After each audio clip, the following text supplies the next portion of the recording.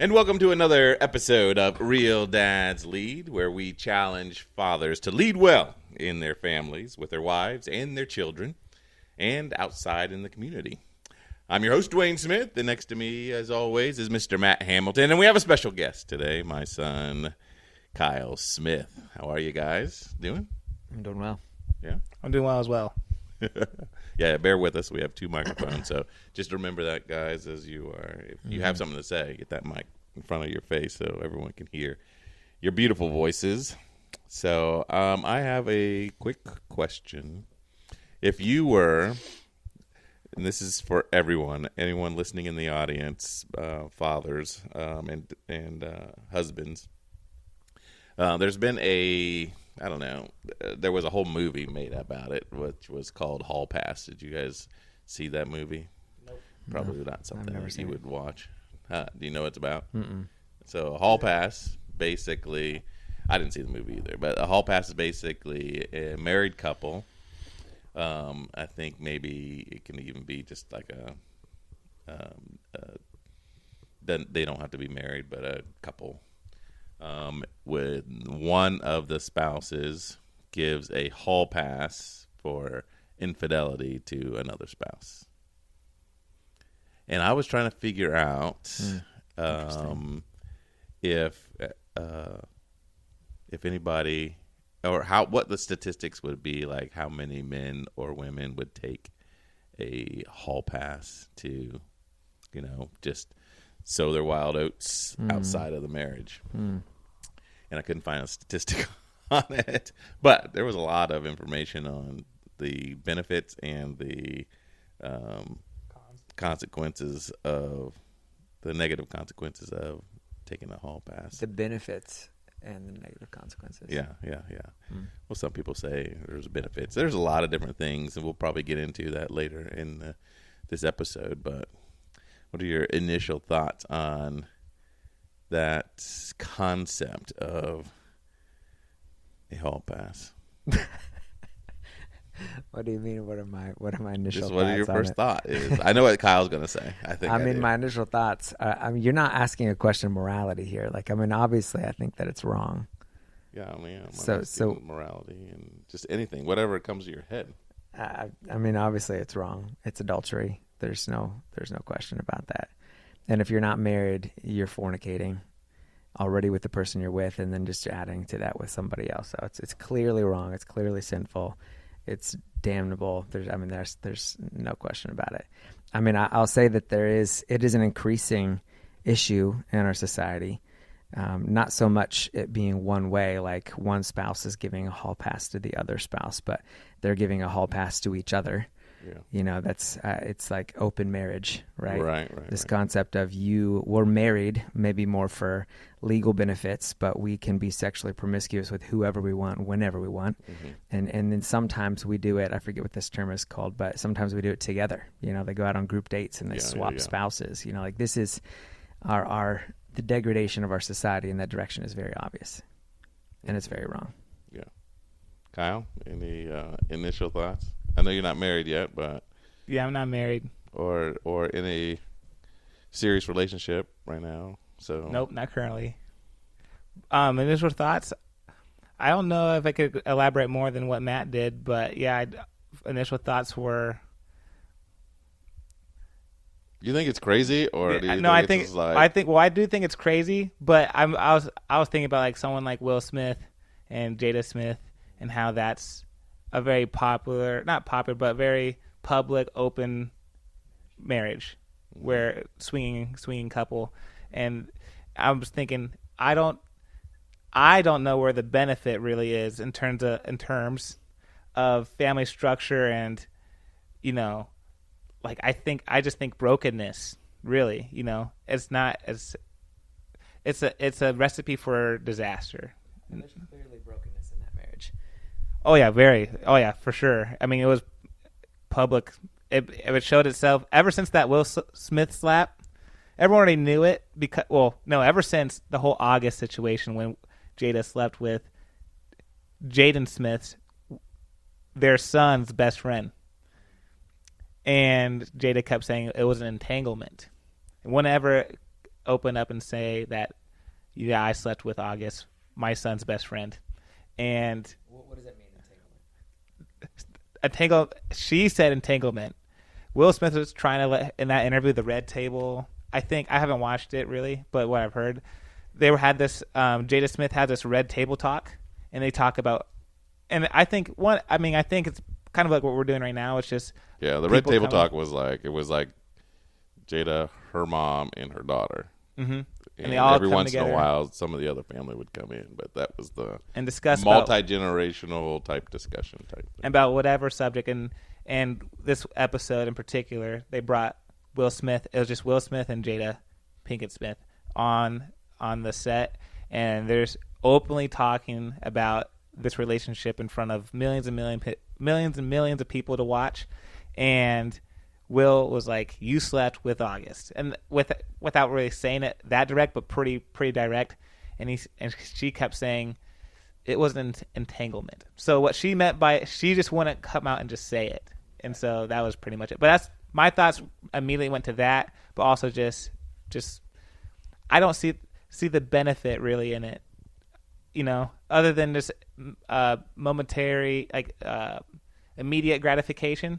Obviously, like you get what you want, but in terms of long term, like there's nothing there. There's no substance. And so that's pretty much what's going through my head. Yeah. What's interesting to me is just like bringing it to, I mean, the times are different, like you said. And although the established relationship was definitely, one man, one woman, that's how God created and that's how He really wanted it. There's so much history of God's people having multiple wives and multiple things like that. So that's what we're going to get into a little bit, because that kind of is the part in Abraham's story that we're getting into. So, Kyle, we have been doing Fathers of the Bible. We started off with Adam, and then we did Noah, and then we are doing Abraham now. So that's basically what we're kind of getting into. So to set that up, we're going to do chapters in Genesis, chapters 15 and 16. And to set that up, let's just read in Genesis and chat a little bit about what's going on here. Genesis 15, let's do verses 1 through 6. Let's just read 1 through 6. When we read for us? My version's different than yours, just so you know. Okay. Genesis chapter 15, verses 1 through 6. After this, the word of the Lord came to Abram in a vision. Do not be afraid, Abram. I'm your shield, your very great reward. But Abram said, Sovereign Lord, what can you give me since I remain childless, and the one who will inherit my estate, Eleazar of Damascus? And Abram said, You have given me no children, so a servant in my household will be my heir. Then the word of the Lord came to him. This man will not be your heir, but a son who is your own flesh and blood will be your heir. He took him outside and said, Look up at the sky and count the stars, if indeed you can count them. Then he said to him, So shall your offspring be. Abram believed in the Lord, believed the Lord, and He credited it to him as righteousness. Interesting. So my first, when I go, I sometimes looking at it verse by verse, things that jumped out to me. So number one thing that jumped out to me was that Abraham wanted kids and thought that in his mind that is way more important, because we've already talked about how much Abraham had. He had tons in his household, people-wise. He had, in the last episode, we talked about 318 fighting men. He's had all this cattle, all these riches, and he's like, "Oh my Lord, I got no kids." I mean, it just struck me that seemingly in this world, modern world, people would think if I've got all this stuff, I've achieved it all, you know. Mm-hmm. But in reality, and deep down inside, we want family. We want connection. We want a family legacy, something to carry on our name type thing. That is more important than all the riches in the world. And I think it's highlighted there in this verses, those verses that you were talking about. Any thoughts on that? Do you agree, disagree, or do you see that? Or Yeah, I mean, I think it's very clear. He's asking the Lord. I mean, it's clear that he wants an heir. It's important to him that he can pass this on. He wants to leave a legacy through his blood, and so he's asking the Lord, "What are you going to do?" You know, like because right now something has to change, and we can't change it. So you're going to have to do something. Right. And it's not. I'm thinking in this case, we, as you said, we can't change it. So he's talking about him and Sarai, Mm-hmm. right?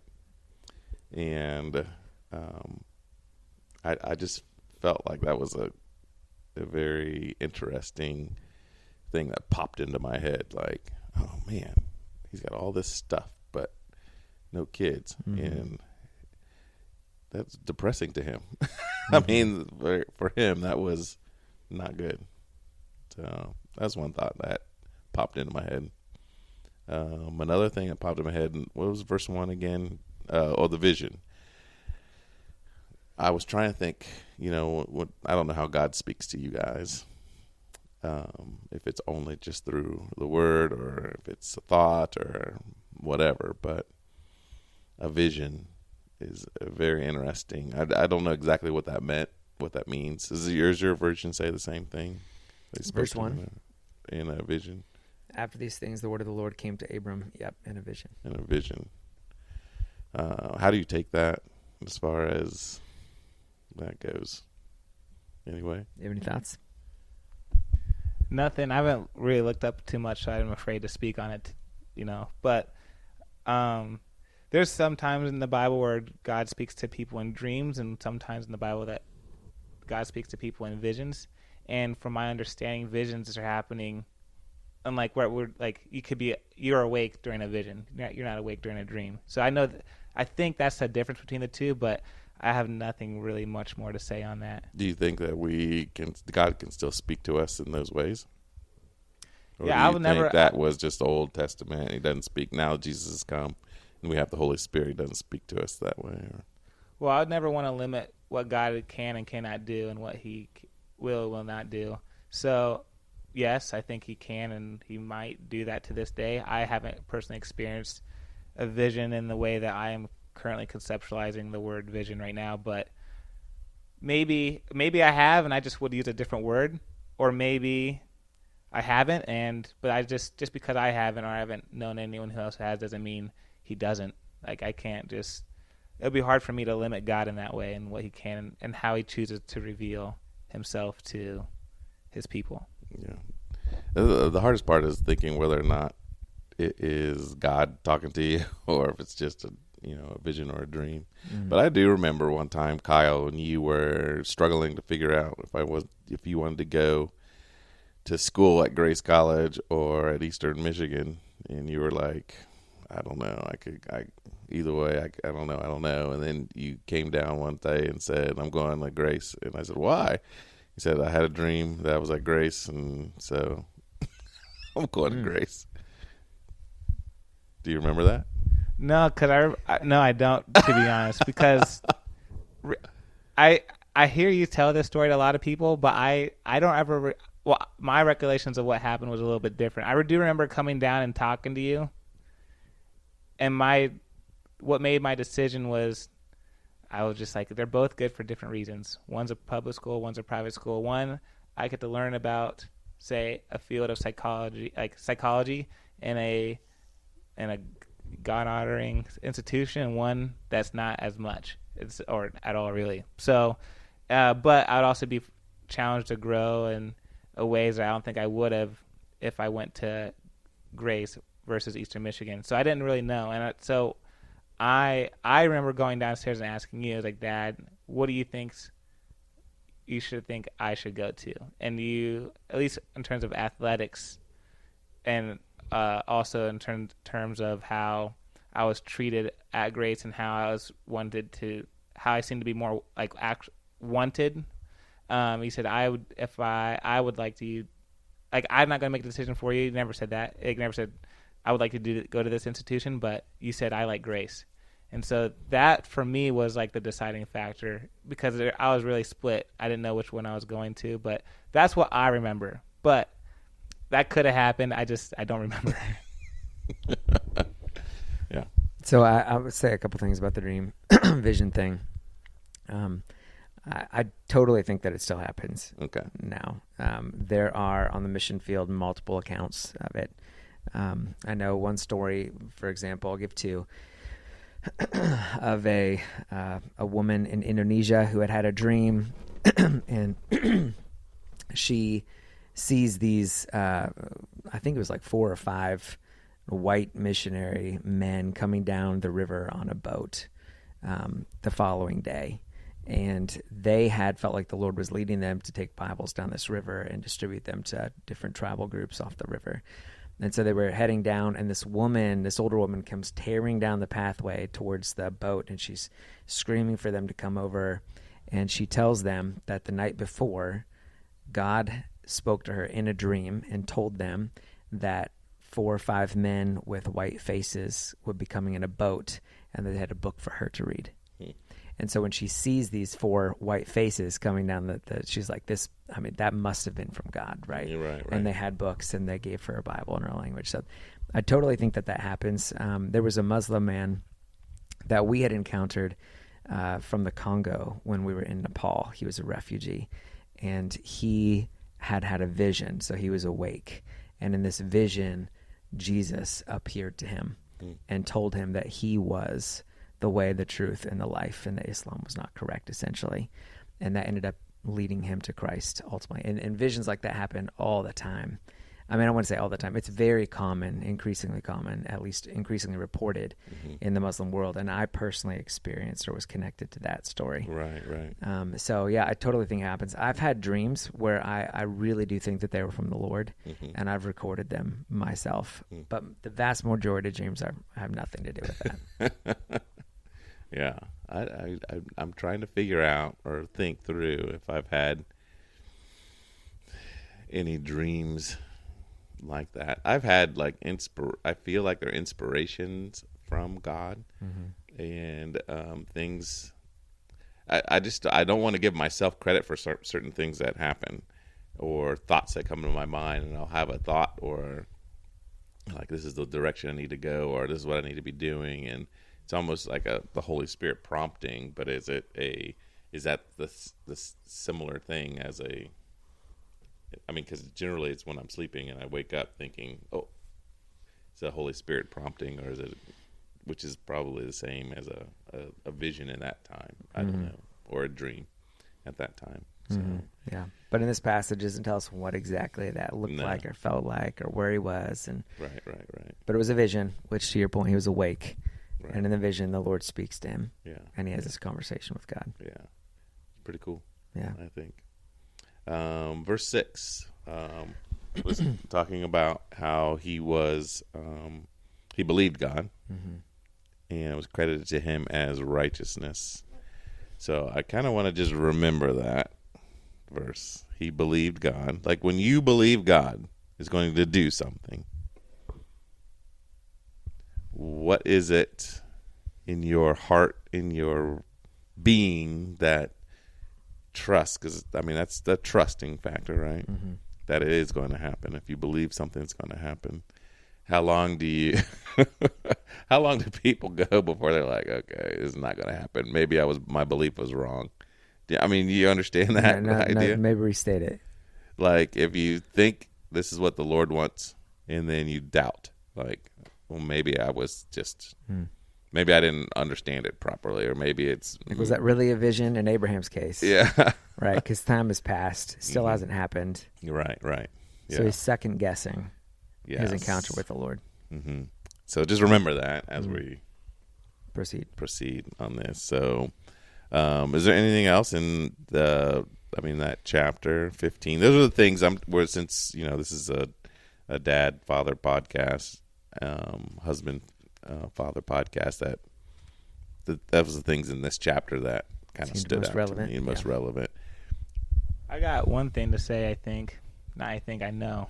Oh, all right. But also just in timeline, like when the first time when the Lord Yahweh God of the Bible came to Abram, he was 75 years old, and around this time he was around 85 years old. But when he came to him at, say, chapter 12 of Genesis, he already gave him a promise that your offspring will be great. Like he was already promised offspring, even way back in Genesis 12. It wasn't just, this is the first time he's saying it in this way, communicating to Abram in this way, but there already was a promise back in Genesis 12. And we know he was around 100 years old by the time Isaac actually became a living being, but talk about time, to go to your question, how long does it take? Yeah. It was a good point because, he had already made that promise, like you're saying. And maybe Abraham was thinking, because he says in here that Eleazar is going to be my heir. Like he's thinking he's going to fulfill it through, all these other people born in his household, maybe, or I don't know. That's an interesting point that you made. He does say offspring in Genesis 12. Yeah. So I think he knows that it's supposed to be through his bloodline. Yeah, okay. But here he's kind of frustrated. He's like, I know you made that promise back in Genesis chapter 12. He wasn't thinking that, but when he first called me out, but it's still not happened, right? 10 or so years later, the only person that could possibly take it right now is my lead servant, Eleazar. Right. And so then God reissues to him, no, it's not going to be through your servant. It's going to be through your bloodline. Yeah. I'm going to give you a son. Because we hadn't talked about, I don't know how it is with what it is with a servant or whatever, but like, could Eleazar have been like adopted into his family and then it would continue? I had thought about, whether adoption, like in the line of, like even from, Adam to Jesus or whatever, if there was any of those people that were adopted into a family, or is it all straight bloodline until Jesus? I think it's all straight bloodline, as far as I know. Yeah, feel interesting. That's an interesting. So just remember that as far as the promise goes as well. Let's move on to chapter 16. And let's do 1 through 5. You want to read that, Matt? Now Sarai, Abram's wife, had borne him no children. She had a female Egyptian servant whose name was Hagar. And Sarai said to Abram, Behold, now the Lord has prevented me from bearing children. Go in to my servant. It may be that I shall obtain children by her. And Abram listened to the voice of Sarai. So after Abram had lived 10 years in the land of Canaan, Sarai, Abram's wife, took Hagar the Egyptian, her servant, and gave her to Abram her husband to be his wife. And he went in to Hagar, and she conceived. And when she saw that she had conceived, she looked with contempt on her mistress. And Sarai said to Abram, May the wrong done to me be on you. I gave my servant to your embrace, and when she saw that she had conceived, she looked on me with contempt. May the Lord judge between you and me. But Abram said to Sarai, this is verse 6, Behold, your servant is in your power. Do to her as you please. Then Sarai dealt harshly with her, and she fled from her. So, hall pass. I consider that a hall pass, even though they're married. And quote unquote, technically, would that not be what do you call it? Adultery? Not adultery, because I'm giving you as a wife, correct? I don't really understand the difference between wives and concubines, because it's like a concubine. Is it also like a wife? Or I think one of the differences is that, as far as the hall pass versus this second wife goes, is that it's legal. Like there's a legality. There's a covenant kind of thing that's being made here. Like she's elevated from servant to wife. and she's not on the same par as Sarai. Sarai's still kind of like that premier First wife. matriarch, right, of the household. But she is made a wife. And so in this way, it's not a hall pass. A hall pass is like you're free to be promiscuous outside of the bonds of not just our marriage, but marriage in general. This is, no, I'm giving her to you as a second wife. So it's not a hall pass. It's not the same thing. Yeah. Well, it almost seems that way in that he was like, okay, you're giving her to me. I will go into her. Mm-hmm.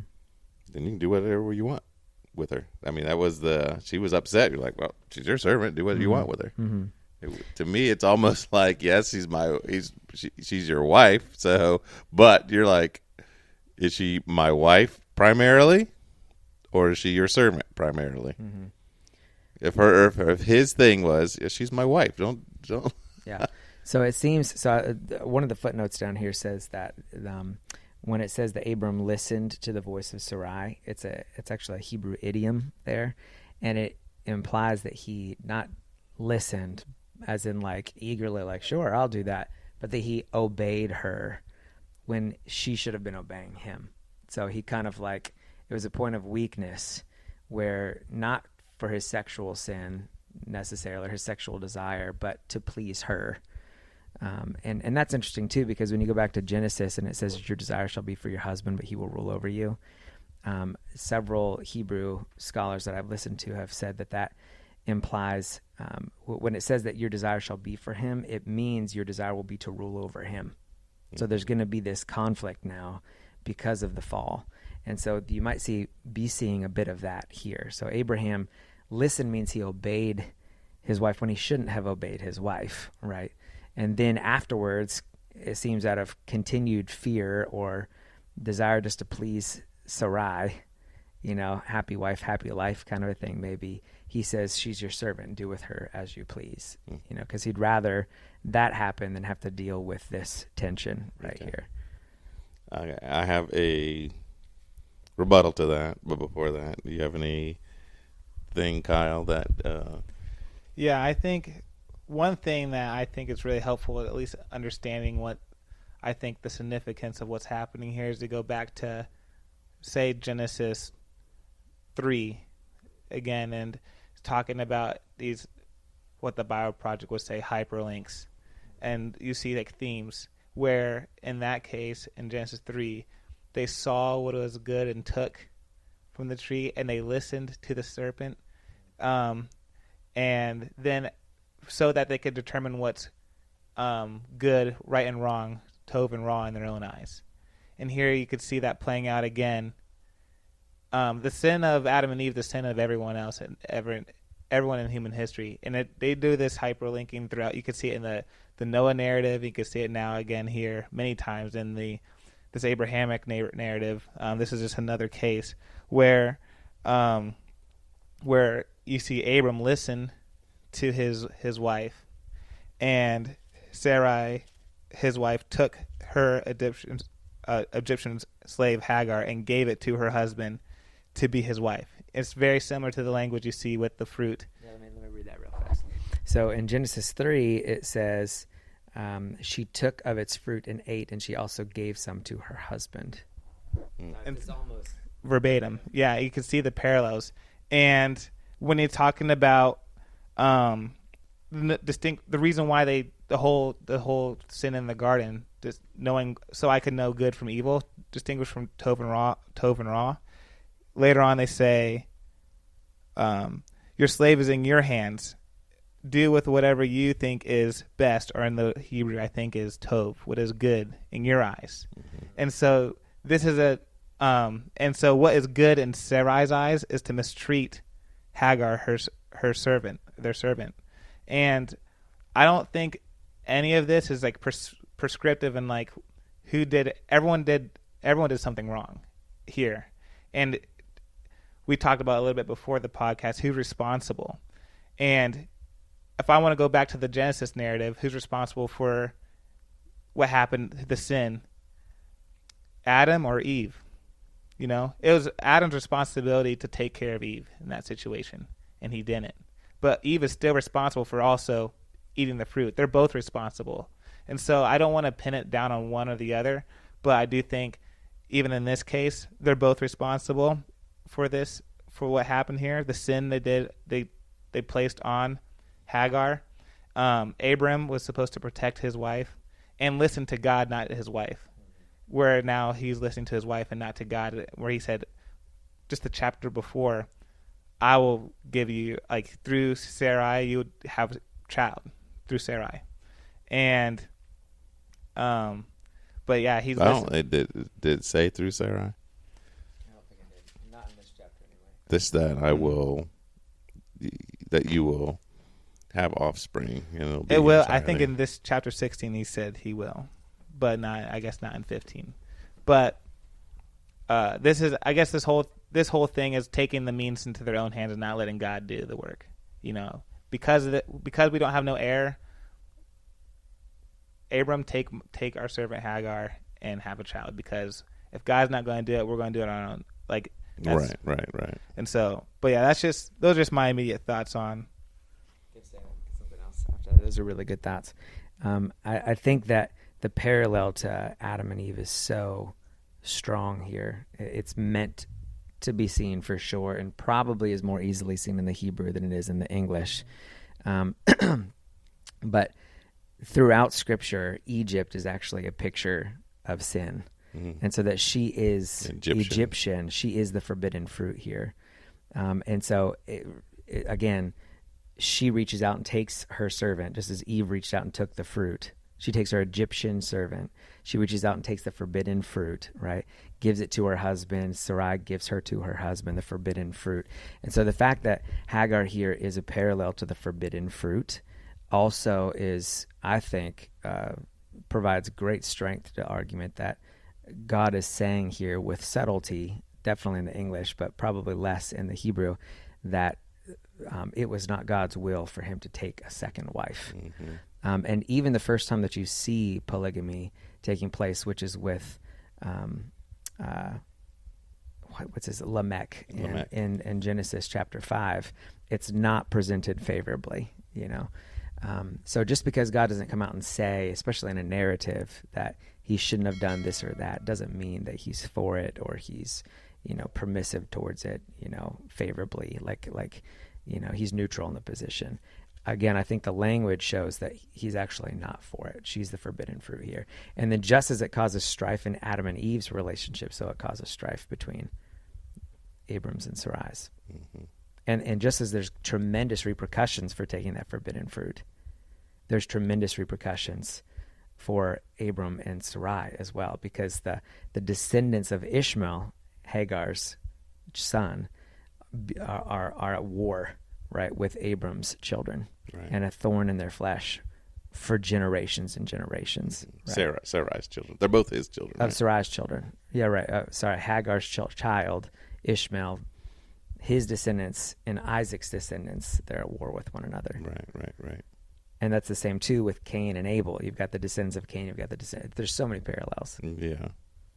Very interesting. Yeah. So you were saying, Kyle, that before, like, the podcast off air, we were, well, I guess my question to you guys was, in what I can't remember which verse it was, maybe that Sarai said, may the trouble that we're they can't hear you, but say it again. May the wrong done to me be on you. What verse is that? It was verse 5. Verse 5, yeah. So basically, she's blaming, am I getting this right? Blaming Abram for the wrong done to her, Sarai is. And I guess I posed the question, do you think she is right in saying that? Or you were saying, Kyle, that you think that they're both guilty at some point, right? Yeah, I think they're both guilty to some degree. But is she justified in letting Abram know that she shares some responsibility? I would say yes, and it's to some degree. But, you know, I think about the word, the Bible verse, in Matthew 7, like, do not judge, or you too will be judged. Like, the phrase or the point one finger, you have three pointing back at you. Like, you can't deny her own responsibility in what happened either. But yes, I do think that Abram's job was to listen to God and not to his wife. In this instance, I think it's good to listen to your wife. I'm not married, but I think it's always good to listen to your wife, because sometimes might raise some concern that you're not privy to. But when you have someone like God coming to you, like just moments before, saying, like, I will give you, like, I will give you a child, like, I promise, this is a promise. And then if you kept reading through Genesis 15, like, I guess we didn't read through it, but this is when, like, he splits all those animals in half. And then in the ancient Near East, when this promise is made, typically both parties go through this line, and what it symbolizes, may what happened to these dead carcasses happen to us. But Abram, if we break our promise, but Abram doesn't walk through, only God goes through that, and pretty much indicating, like, there's nothing that you can do to make or break this promise. This is just all on me. I will give you a child, and if I break this promise, like, may what happened to these carcasses happen to me. And so this is a big deal. Like, it's a big covenant, big promise that Abraham just received with the God of the universe. And then the very next story beat, he's listening to his wife and taking on his own power to make that happen. And so he has some responsibility for what's happening here. Yeah. Now, what is the problem? Because I think we disagreed on this a little bit, possibly. What is may the wrong done to me, is that what you said? What the wrong done in general be on you? Is that what she's saying? May the wrong done to me be okay. on you. Yeah. And what is the wrong? And then may the Lord judge between you and me. She closes out her. May the Lord judge between you and me. Mm-hmm. So leaving Hagar out of this. Mm-hmm. What do you think of that? What is the wrong done? I mean, I think my initial thought is that primarily she's talking about the wrong done to her by her mistress. It's the contempt that she's showing. And the reason for that is that it mentions the contempt that she had on Sarai, both before and immediately after Sarai's complaint. So it says that when she saw that she had conceived, she looked with contempt on her mistress. And immediately after that it says, and Sarai said to Abram, may the wrong done to me be on you. I gave my servant to your embrace, and when she saw that she had conceived, she looked on me with contempt. Mm-hmm. May the Lord judge between you and me. So that seems to be the immediate. Right. I mean, is it possible that she's also thinking you shouldn't have taken her in the first place, and she's just being hypocritical? Yeah, that's also possible. But I think it's possible. But I think may the wrong, like, she's shown contempt for me. I think I'm justified to just have that same level of contempt towards you. Like, this is the wrong placed on me, and like now I feel like what she's saying is, like, I'm justified to have that same level of contempt towards you, because you're responsible for this done towards me. And so I think this is what she's communicating. Now she's justified in doing that. I would say no in that case, but she's justified in saying that I do think she's justified in the fact that she believes the wrong done to her is a responsibility because of what Abram has done. You know, like, you had some part to play in this whole scenario. But is she justified in saying, now it gives me license to show contempt for you, or for this wrong done to me is now to you? Like, you know, don't take yourself out of the situation here. Like, you also have a part to play. Yeah. My thing is that, well, I guess I have another question.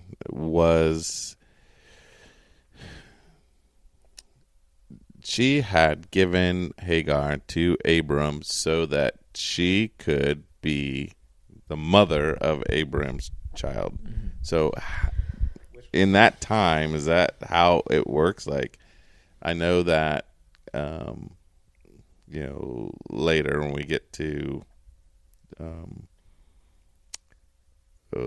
Jacob taking Leah and Rachel, and they're giving more kids through their Zilpah and Bilhah. Yeah, Zilpah and Bilhah, their servants, and they're all Abram's kids, but they're like, okay, I'll have some kids through my servant type idea. So was that the mindset that this is what's going to happen? Yeah, how it was? I don't know that in those passages, I don't remember it saying that Bilhah's children or Zilpah's children were actually Rachel's or Leah's, but they were. It was this idea of it's within my power to give you more children, and so part of the honor comes to me, right? Because Leah's whole deal was if I can give him more children than Rachel, then finally he'll love me, right? Kind of a thing. But in this situation, I mean, it definitely seems that there was some kind of surrogacy understanding, where like today you can have a surrogate mother, like she can carry your biological child for you in the case that you can't or don't want to, which is a whole nother subject. Yeah. But here, obviously they didn't have the technology to do that. So it was like, well, I'm the head of this house and if I can't carry a child, I can give my servant to my husband and she'll carry it for me, and legally that child will be mine. Yeah. So that's what she was thinking, right? Because that's what it seems like. Yeah. I agree on that. But you're saying that the problem is that Hagar was not having that. Is that what you're saying? That you're right, right. No, because I am not giving you this child. There was obviously, and we see this throughout Scripture, great shame attached to barrenness. Right? So then when Hagar realizes that she's not barren, she can kind of boast about that over Sarai and say she's actually better and maybe even blessed. So she's looking down on Sarai, who God has placed over her in this situation with contempt. And that's what Sarai is angry at Abraham for permitting, I guess, to happen. Interesting. Yeah, I did watch His Only Son. I think that's also on Angel Studios. We were talking about a movie on Angel Studios. And the way they portrayed it was like, yes, I did give you my servant Hagar, but you had the power to say no, and it is your fault that that you ended up doing this, and this is what's causing my misery. All this is because you made the decision. You weren't man enough to stand up to me, basically, and not do what we were saying. Like when Eve gave the fruit to Adam, or Sarai giving the fruit to Abram, in this case with Hagar. So that was their take on it, which I thought was an interesting take. So, yeah, I thought that was curious for that. And that's why I asked, who do you think is to blame? If you guys have any thoughts on that, those who are listening in the audience or watching here on YouTube, please leave those in the comments on there for that.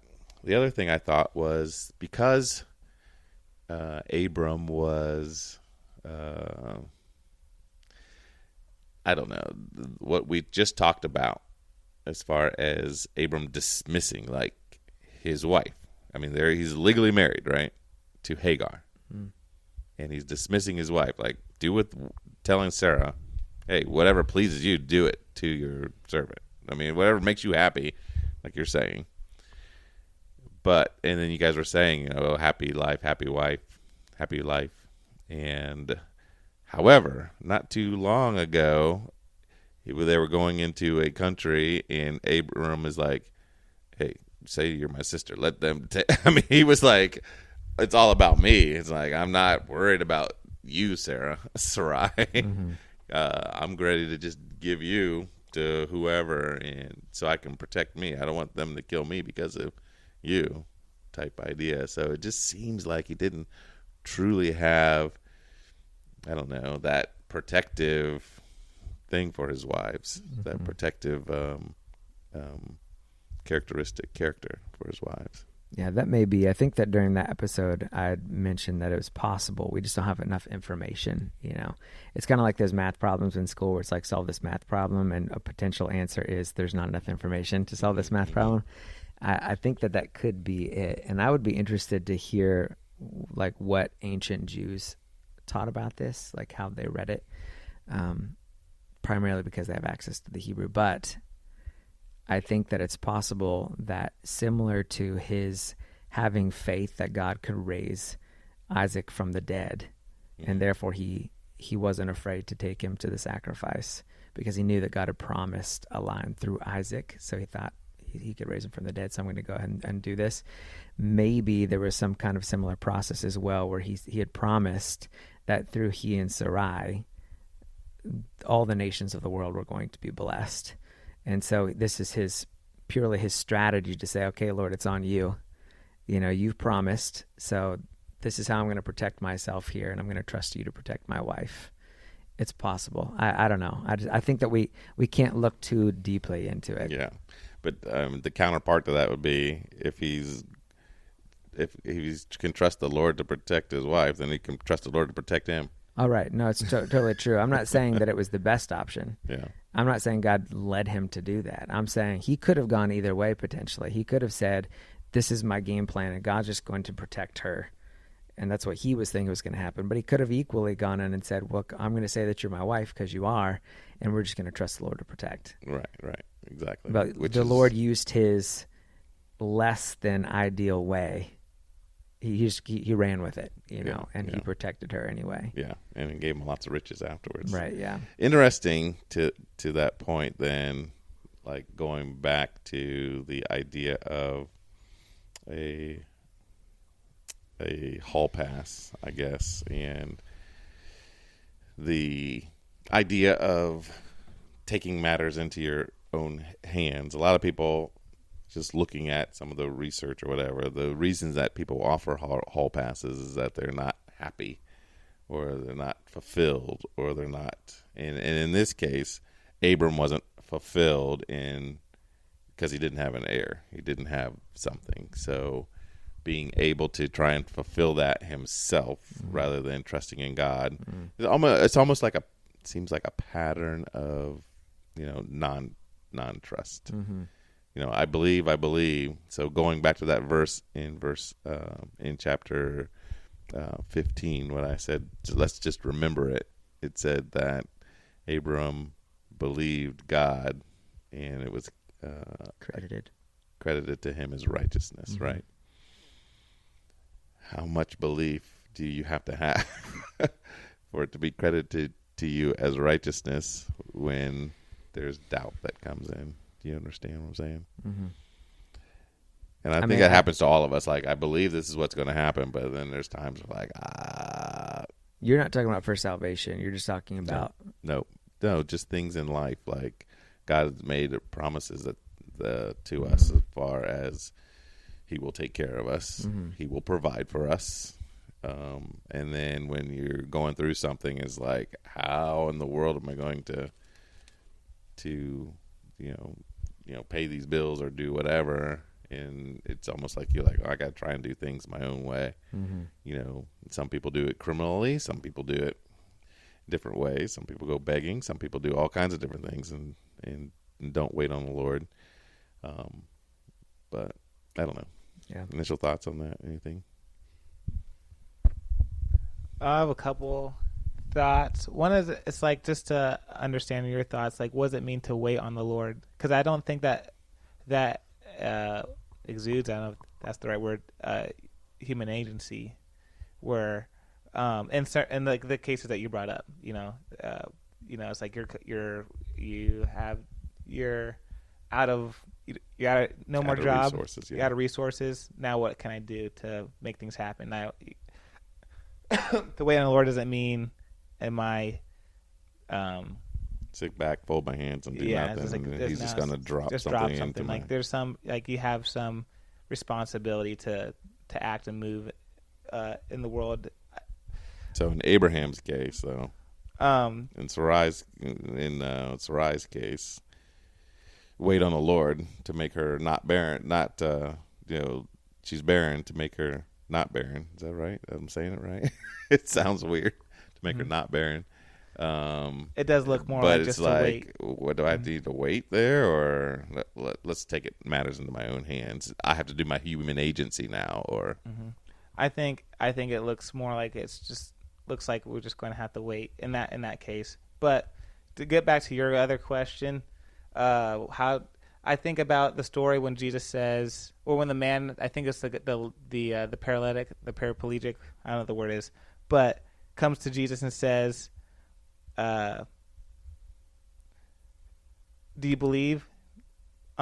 Jesus asked him the question, do you believe? He's like, I do believe, but help my unbelief. mm-hmm.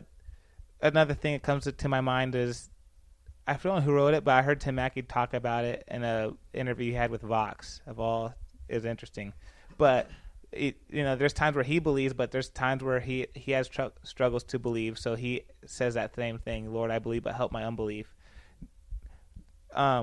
Just because we believe in Christ and God and what He does doesn't mean we're always certain. Like we don't have absolute knowledge and everything. Like because we don't have absolute knowledge, there's that room for wonder and like, I don't understand, Lord, so help me where I'm missing the connecting dots. Like help, and it's okay to ask those requests.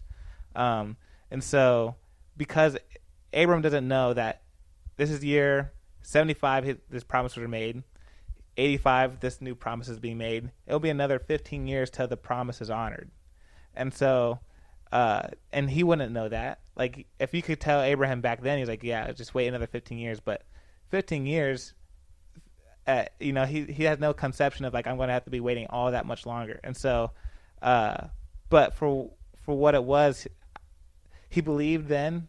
And I think for what all the information he had then at that moment, but doesn't mean that doubt or anything you're not susceptible to doubt or questioning afterwards, just because we're not God. And so that's just my first thoughts on it. There's another thing that kind of hit my mind in these two chapters, and that was when God told Abram that he was going to have all this lineage, and that at one point his line of people will be enslaved. It didn't really say enslaved, but they will be afflicted for 400 years, which would tie into their 400 years of under the Egyptian rule and slavery. And that was interesting to me too. And I just thought, what would you do if you've been waiting? You're like, this is what I want. This is what I want. I want a child. I want a child. I want children. And then God comes to you and says, all right, you're going to get children. But I also want you to know that, along the line, they're going to be afflicted for 400 years. Then they'll be out of that. And I don't know. I was trying to think of some kind of way that I could conceptualize it. If someone said, yeah, you're going to have a child. God says, you're going to have a child. But at age, 10, they're going to be struck with some kind of cancer. And you're going to go through a hard time with this cancer. If you knew ahead of time, would you be like, oh, yeah, I can't wait type thing? Well, I personally would just also go back to the other promises he made, like through your offspring, all the nations will be blessed. Mm-hmm. And so, you take both, and like that's how I would handle the situation. Like it wasn't just like you take everything into consideration. Yeah. You're saying if you were Abraham, because you don't have that promise for your children, right? Like so, you're saying there's no promise attached. Like all the nations are going to be blessed. There's just, I'm going to give you a child, but they're going to suffer at this age from this disease or whatever. Yeah. Yeah. And in this case, if I'm doing parallels, so there could be a promise or a light. There's a light at the end of the tunnel. Like they will come out of it, and live a healthy life, after, but it's going to be miserable and scary and all this stuff in the beginning. That could, that's what he was given basically. Like, they're going to struggle for 400 years, and then then they will be freed from that enslavement or whatever. I just thought that was an interesting. I'm just trying to think. It just made me think that if God, Kyle and I were talking the other day about the phrase "ignorance is bliss." Like, is it nice not to know stuff? Because if you know too much, it's kind of like, I don't want to know all this stuff because there's so much bad that you're aware of, and when you're not aware of it, you don't just, it doesn't really affect your attitude or your thoughts or your mood or anything like that. But to have to know, I know this is what's going to happen in my lineage. Do I want to have basically generations after generations after generations are going to suffer, and I know that ahead of time. That's crazy. It is crazy. To your point, you were simply saying that I would have to balance that out. I'd be forced to kind of balance that out. You're saying take the good with the bad. To have faith that the Lord is going to use it for His good, and everything is going to work out in the end, right? You feel the same way? Yeah, I don't see how that's any different than you don't know that it's going to happen. It's thrown upon you. You face a choice. Are you going to curse God, like Job's wife wanted him to do, or are you going to be like Job and say, I'm going to trust you through this. I don't understand, but I'm going to trust that you have some kind of good. Yeah. So we have people who have had, they're friends of ours that have had children, and they knew from the get-go that they were going to have some kind of mental disability and some physical disability in the womb, that this was going to happen. And Lord, I'm going to trust you. People were telling them that, basically the life of this child is going to be low quality, and it's going to be a lot of work for you. And so, but we have an opportunity. You can abort if you like, and not deal with this. So then, what's the faithful response there? Yeah. It's clearly what Kyle was saying. I'm going to trust you. Yeah, I'm not. I mean, abortion's a non-option. I'm not going to kill this potential difficulty, quote unquote, for my life. I'm not going to save them as if it's my job from any difficulties that they'll face, right? But I'm trusting that you're in control, and if they are born with disease X or whatever, disability X, it's part of your plan, and it's going to be for their sanctification. It's going to be for mine. And so I'm going to trust you, and I'm going to depend on you for the strength that's needed. Yeah. I just want to say, I just think in any time, even if you never know ever when you have a child what's going to happen later down the line. And so just with the knowledge or not, like maybe it'd be more responsible to expect the unexpected, and just so you're just ready for it. Like say I got cancer tomorrow, or or if I found that you had cancer tomorrow, or that you have 2 months left to live, and like it's always a possibility, But so in anything, even just the act of anyone having kids, is an act of faith in some or to some degree, where it's like I have no idea what's going to happen. Like I want this. I think there's a lot great can come from this, but God, He's the author of life. And he for whatever, to Matt's point, like He could use whatever's to our sanctification and for theirs. But I don't know what that's going to look like. Doesn't mean I'm going to be okay with it, but it's just going back to that trust. But I think any commitment, even marriage, I would think we talk about that too. I mean, we don't know. We might have an idea of what this might look like right now, but we're not ultimately in control of everyone and their own human decisions. But if you knew, this is a long, I even talked about this with Mom, but if you knew all this was going to happen beforehand, would you still make the decisions you made in the past?